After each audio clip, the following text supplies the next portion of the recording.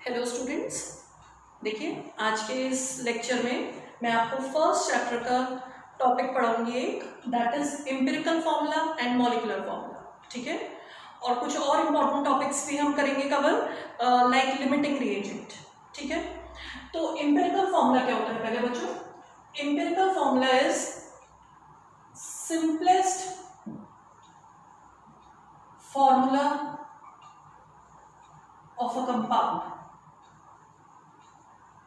Simplest formula of a compound. For example, C6H6 benzene होता है, सबको पता है। इसका सिंपलेस्ट फॉर्मूला क्या बन जाएगा? ये यहां से कैंसिल कर दिया, CH, C6H12O6। What is this? Glucose.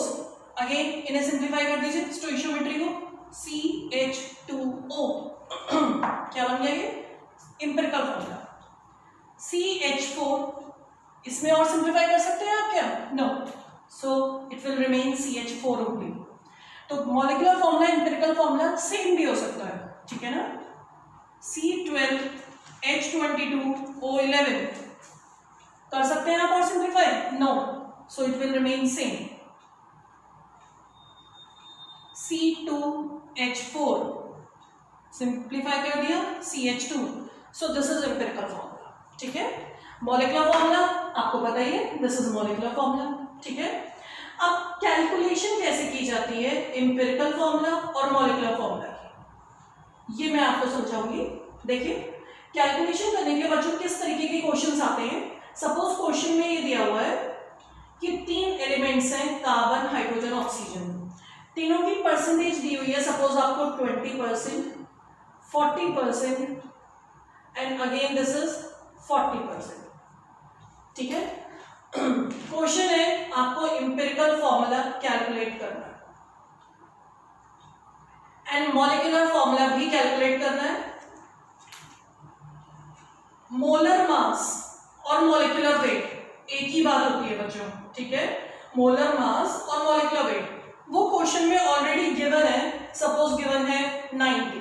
Suppose ये मैं ऐसी कोई रैंडम क्वेश्चन ले रही हूं, तो आप क्या करेंगे, आप एक टेबल बनाएंगे, कार्बन, हाइड्रोजन, ऑक्सीजन, इनके आगे लिखेंगे आप इनकी परसेंटेज 20, 40, 40। फिर आप लिखेंगे एटॉमिक वेट्स 12, 1, 16। फिर आप करेंगे परसेंटेज अपॉन एटॉमिक मास या atomic weight, 20 upon 12, 40 upon 1, 40 upon 16। ठीक है, ये टेबल बनानी है आपको। अब ये जो 3 नंबर्स आएंगे, आप यहां से 3 नंबर्स निकाल लेंगे। उसके बाद आप इसका सिंपल रेशियो कैलकुलेट करेंगे। सिंपल रेशियो कैलकुलेट करने के लिए स्टूडेंट्स आपको क्या करना है, जो ये 3 नंबर्स आ रहे हैं, इसमें जो स्मॉलेस्ट नंबर है उससे तीनों को डिवाइड करना है। जो स्मॉलेस्ट है उससे तीनों को डिवाइड कर दीजिए।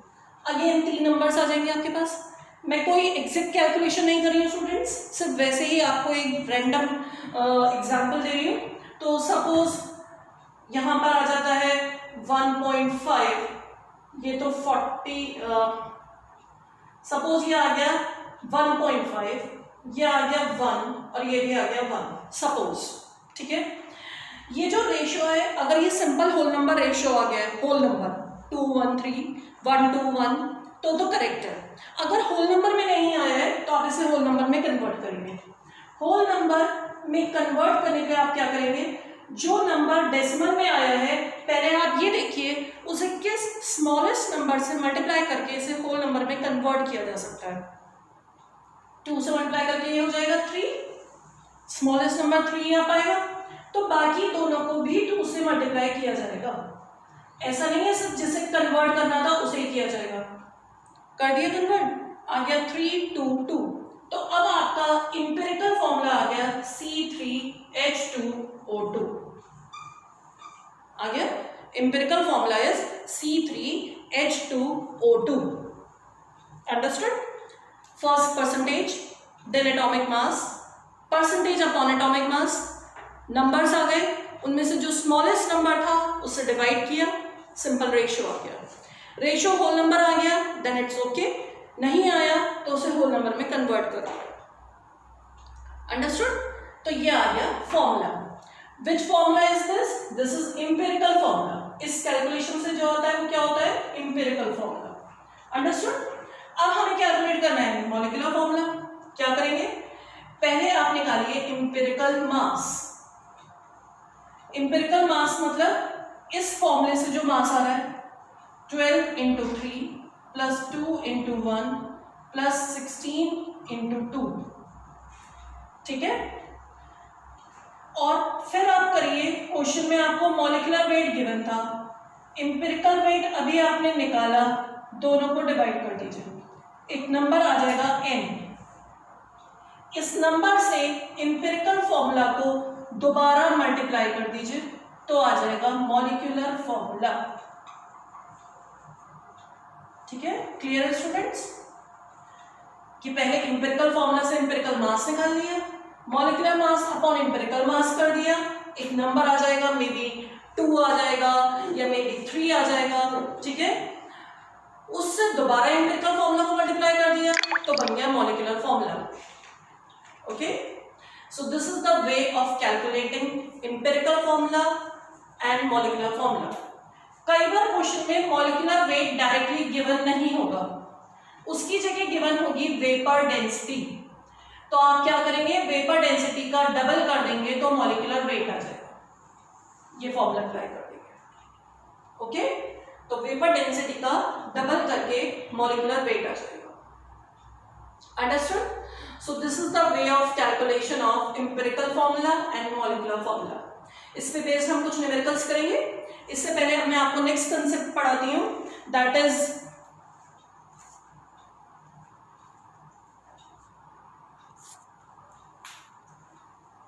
Okay students.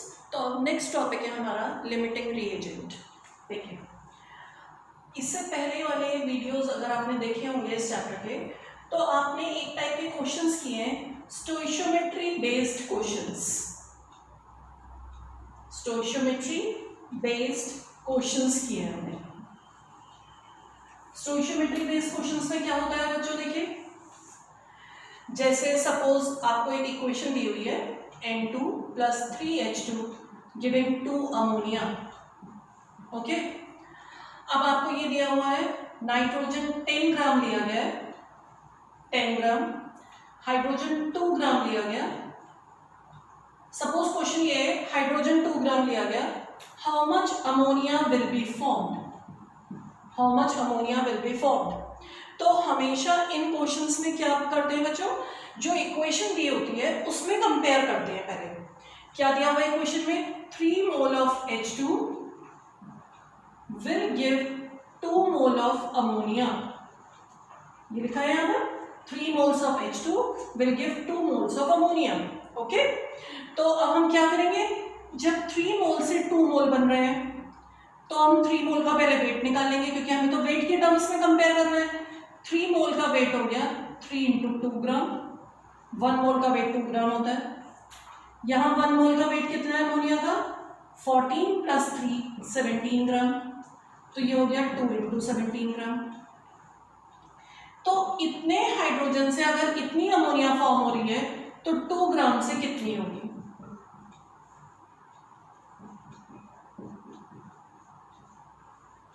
याद है 34 अपॉन 3 कितना हो गया अप्रोक्सीमेटली? 11.3 ग्राम. ठीक है, ये आ गया. तो इतनी अमोनिया फॉर्म होगी, हमने आंसर निकाल दिया. ये इस टाइप के क्वेश्चंस को क्या कहते हैं? जिसमें हम यहाँ पे जो स्टोइशियोमेट्रिक कोफिशिएंट होते हैं इन्हें कंपेयर करके सॉल्यूशन निकालते हैं सिंपल यूनिटरी मेथड लगाकर, इन्हें बोलते हैं स्टोइशियोमेट्री बेस्ड क्वेश्चंस. अब यहाँ पर हाइड्रोजन के वेट से कंपैरिजन करना था, आपने करके निकाल दिया, अमोनिया आया आंसर. सपोज क्वेश्चन इक्वेशन तो यही है, लेकिन क्वेश्चन चेंज हो जाए कि आपको ये गिवन हो हाइड्रोजन 2 ग्राम है और नाइट्रोजन 5 ग्राम दिया हुआ है. अब कितनी अमोनिया फॉर्म होगी? क्वेश्चन ये है. अब आप क्या करेंगे स्टूडेंट्स? जब आपको नाइट्रोजन का भी वेट दिया है और हाइड्रोजन का भी, आप हाइड्रोजन से आंसर निकालोगे या नाइट्रोजन से, दोनों से आंसर अलग अलग आएगा। तो आप किससे कैलकुलेट करोगे अमोनिया की यील्ड, अमोनिया का वेट? तो इसके लिए कंसेप्ट पता होना चाहिए बच्चों आपको, limiting reagent, a very important concept. Limiting reagent बच्चों ये होता है, लिमिटिंग रिएजेंट का मीनिंग क्या होता है? देखिए, रिएजेंट और रिएक्टेंट which is present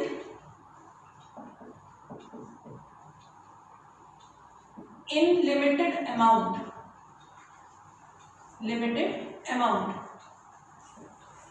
मतलब एक रिएक्शन में 2 रिएक्टेंट्स हैं या 3 रिएक्टेंट हैं, उसमें से जो रिएक्टेंट पहले खत्म हो जाएगा, पहले फिनिश हो जाएगा, वो डिसाइड करेगा कि प्रोडक्ट कितना बनेगा। क्योंकि रिएक्शन तो जो कम है उसके हिसाब से चलेगी। जब कम वाला रिएक्टेंट पहले ही खत्म हो जाएगा तो आगे दूसरे वाले रिएक्टेंट का क्या फायदा, वो अगर वहां पे प्रेजेंट भी है। अगर एक रिएक्टेंट खत्म हो गया तो दूसरे रिएक्टेंट का कोई यूज नहीं, वो तो वैसे एक्सेस में पड़ा रहेगा वहां पर, ठीक है ना। तो जो लिमिटिंग में होता है, लिमिटिंग मतलब जो लिमिट में होता है, वही डिसाइड करता है प्रोडक्ट कितने बनेंगे। तो पहले हमारा यहाँ पर एम है कि लिमिटिंग रिएजेंट क्या है, हम ये कैलकुलेट करते हैं। First M is this. अब लिमिटिंग रिएजेंट क्या है बच्चों, ये यहाँ देख करनी पता चलेगा आपको कि 2 ग्राम और 5 ग्राम में से आपने डिसाइड कर दिया तो जो 2 ग्राम है वो लिमिटिंग है, नहीं, ये इक्वेशन से ही कैलकुलेट होगा। कैसे कैलकुलेट होगा? देखिए, पहले आप यहाँ लिख लीजिए हाइड्रोजन का वेट कितना है, इक्वेशन में 6 ग्राम, ठीक है। नाइट्रोजन का वेट कितना है, 28 ग्राम। अब आप इस कंसेप्ट पे आइए, 28 gram of nitrogen react with 6 gram hydrogen, ठीक है। Then 5 gram will react with 6/28 into 5 आ जाएगा ये 6/28 इंटू 5, ये आ गया कितना,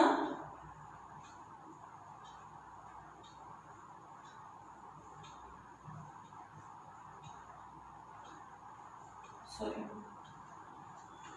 3/14, ये हो गया 15/14 आ रहा है, 15/14 ना, तो हो गया ये nearly 1.0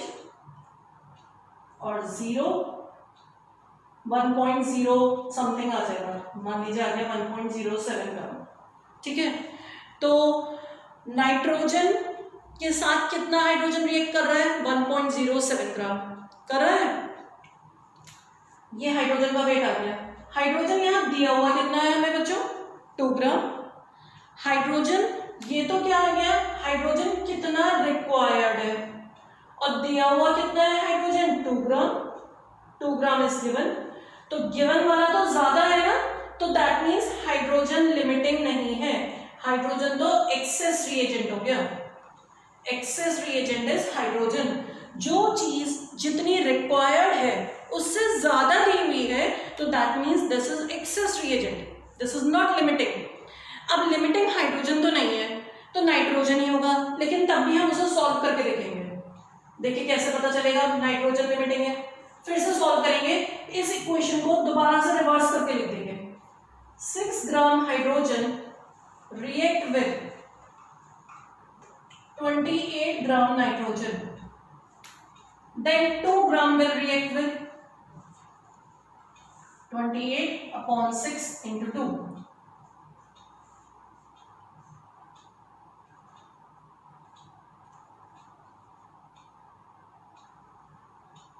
Nearly 9.3 gram nitrogen required है, 9.3, और गिवन कितनी है नाइट्रोजन, 5 ग्राम। तो 9.3 ग्राम नाइट्रोजन तो रिक्वायर्ड है और 5 ग्राम नाइट्रोजन गिवन है। तो स्टूडेंट्स गिवन क्या है, कम है। देखिए कम दी हुई है हमें नाइट्रोजन, जब कम दी हुई है तो पहले ही खत्म हो जाएगी, तो यानी कि नाइट्रोजन क्या हो गया इस time, limiting reagent. Nitrogen is limiting reagent, ठीक है, तो बच्चों कैसे पता चली ये बात? हमें ये कैलकुलेशन करके पता चली। बहुत सिंपल सी बात है। पहले इक्वेशन में देखा इतने ग्राम इससे रिएक्ट कर रहा है तो ये किससे रिएक्ट करेगा, सिंपल यूनिटरी मेथड से निकाल लिया। अगर हाइड्रोजन जितनी दी हुई है, मतलब जितनी रिक्वायर्ड है उससे ज्यादा दी हुई है तो वो एक्सेस बन जाएगा, और अगर जितनी चाहिए उससे कम दी हुई है तो वो लिमिटिंग बन जाती है वो चीज। तो हाइड्रोजन हो गया एक्सेस रिएजेंट, नाइट्रोजन हो गया लिमिटिंग रिएजेंट। तो अब हमने प्रूव कर दिया कि नाइट्रोजन इज लिमिटिंग रिएजेंट। अब हमारी अगली कैलकुलेशन क्या है, अमोनिया की कितनी यील्ड बनी, तो उसके लिए क्या करेंगे हम, अब फिर से हम इक्वेशन पे आ जाएंगे। 6 ग्राम हाइड्रोजन, सॉरी नाइट्रोजन से कैलकुलेट करना है हमें, तो 28 gram nitrogen gives 34 gram ammonia, then 5 gram will give how much, 34/28 into 5। ये हो जाएगा अब आपका लास्ट फाइनल आंसर। तो पहले क्वेश्चन में ये लिखा हो या ना लिखा हो कि लिमिटिंग रिएजेंट निकालना है, आपको खुद समझ में आना चाहिए कि जब दो रिएक्टेंट दिए हैं तो हम किससे कैलकुलेशन करें। उसके लिए हमें पहले लिमिटिंग रिएजेंट निकालना होगा, उसके थ्रू हम आगे की कैलकुलेशन करेंगे। अंडरस्टूड? ठीक है, आ रही है बात समझ में? ओके,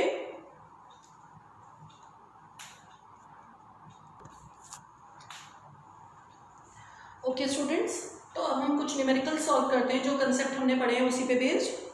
फर्स्ट है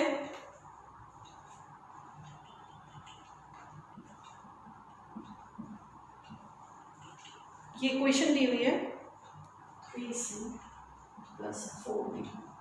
ओके, इसमें क्वेश्चन ये है 5 moles of A react with 6 moles of B,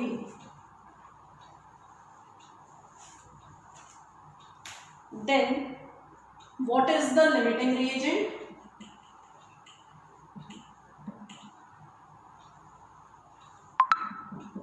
What is limiting reagent? And what is amount of C formed? C कितना बनेगा? तो देखिए बच्चों 2A + 4B, ये मोल्स के टर्म्स में कंपेयर करा रहे हैं। अभी इससे पहले जो मैंने आपको एग्जांपल दिया था उसमें हमने वेट की टर्म्स में कंपेयर किया। आप कैसे नहीं कंपेयर कर सकते हैं, यहां देखिए, अब आप इक्वेशन पे आ जाइए। पहले 2 moles of A react with 6 moles of, sorry equation में जो लिखा है 4 moles of B। इक्वेशन को देख रहे हैं पहले, 2 moles of A reacts with 4 moles of B, so 5 moles of A, अब जो गिवन है, will react with 2 4 से रिएक्ट कर रहा है तो 5 will react with 10 moles of B।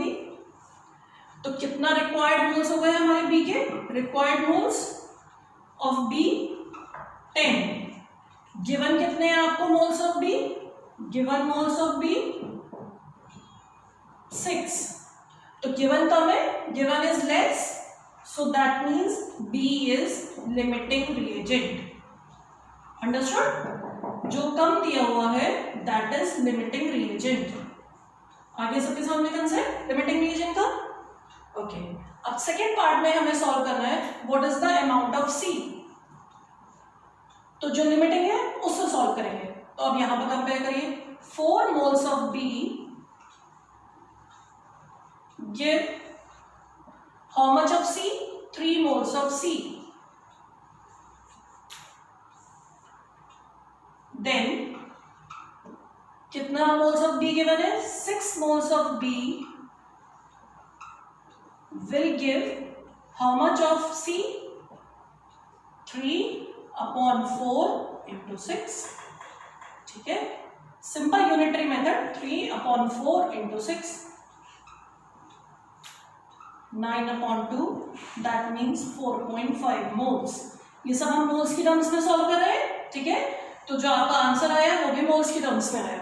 Moles को आप वेट में कन्वर्ट कर सकते थे अगर आपके पास वेट गिवन होता, वेट तो गिवन ही नहीं है हमें किसी चीज का, तो बस मोल्स की टर्म्स में ही आंसर है। अंडरस्टूड? ठीक है, so this will be the concept of limiting reagent कि किस तरीके से लिमिटिंग रिएजेंट का कंसेप्ट अप्लाई किया जाता है। ओके